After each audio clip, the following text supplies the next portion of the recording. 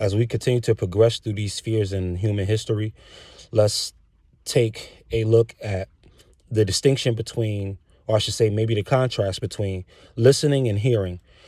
It's said that faith comes by hearing, and hearing by the word. But hearing is not the same thing as listening. Anybody can listen. But the difference between a person who listens and a person who hears is whether or not they understand what was said to them, whether or not they understood what was read. So when you hear something, it really means to transfuse it and transmute it, and to interpret it so that you can apply it for the purpose of application, because anybody can listen. The crowds listen, but the disciples heard. So, but there were people in the crowd who had examples of great faith, and these things were connected to what we call miracles. So, how do you do things that are seemingly beyond human explanation is what a miracle will be described as, something that defies human explanation. You do that by what you hear. You do that by your ability to understand the world around you, to understand, more importantly, the world within you.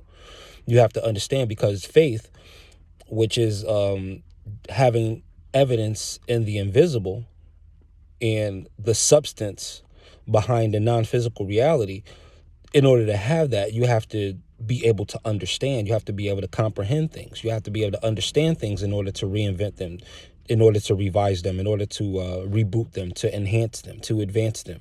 It's going to take hearing. When you listen, that's just the taking in of information. You're going to do listening to an extent just by default if you have auditory senses. If you have your hearing, you're going to hear. But in order, if you have your hearing, you have your ears, you're going to listen. If you have auditory, you're going to automatically listen, I should say. But in order to hear, that means you understood what was said. You understood what you listened to. So focus on understanding.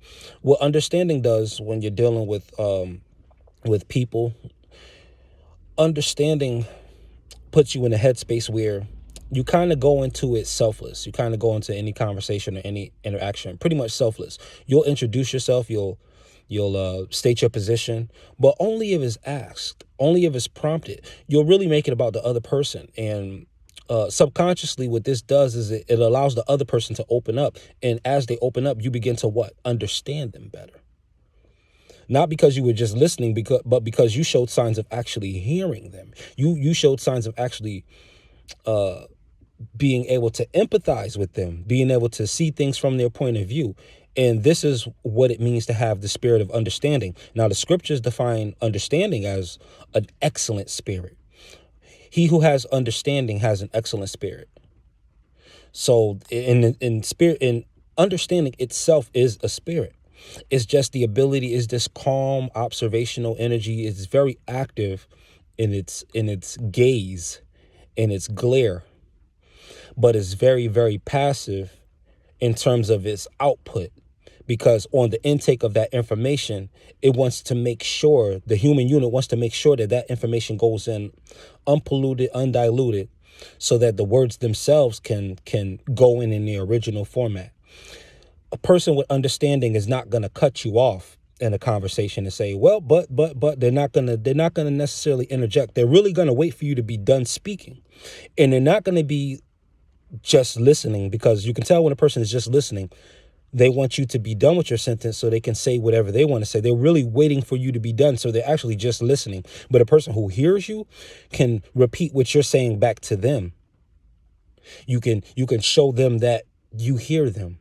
Or if you do use yourself as an example for the purpose of connecting, then what you'll end up doing is you'll be giving them an example of you and of your life that matches what they're talking about, to further enhance and underline and magnify the fact that you understand and the fact that you're grasping at it. Even if you don't have it locked down, even if you don't know exactly what it is they may be saying or presenting, to have the spirit of that active glare, that active gaze, that active attentiveness, yet the passive physicality, which is to say you're not imposing, but you're in full reception mode, and you're letting that be displayed through your eye contact and your body language. This is going to display, these are characteristics that come with an understanding spirit.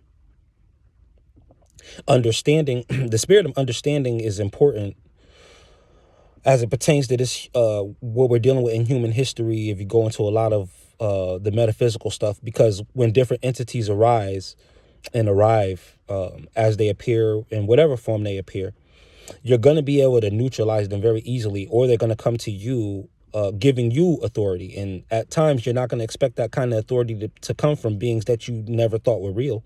But when they start assigning authority to you, it's going to be based on your energy signature. And your energy signature as a transmuter is something that neither light nor darkness can refuse.